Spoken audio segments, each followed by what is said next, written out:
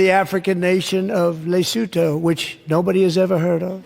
You may have been wondering why so many articles about the US tariffs are talking about Lesotho, a country that most people apparently forgot about, according to Donald Trump. It's not the poorest, although it does have a GDP of approximately $1,000 USD. However, it is something of a case study in how Africa can use this moment in time to excel, specifically in the textile industry. Lesotho is one of two countries that has the highest tariff rate imposed on it since Trump announced these new tariffs last week Friday.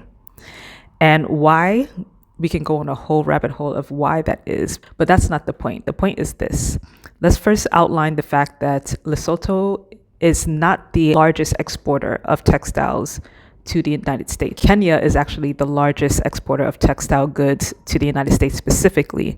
However, Kenya, as you'll see in this article, is receiving only the 10% baseline tariff, the lowest amount that has been imposed since these tariffs have been introduced. I think that this is an opportunity to hopefully instigate an exponential increase of investment and focus in on the textile industry in Africa, especially as other countries and other economic blocs like the EU are looking for ways to, frankly, punish the United States for these policies and then come up as the new competitive markets to replace the United States. I'll show you the quick highlights. So number one is going to be about catching up with China. China has had a century-long head start from the progress that has been made in Africa. One of the ways that you can compete with China if you're going to invest more in the textile industry in Africa is to do capacity building.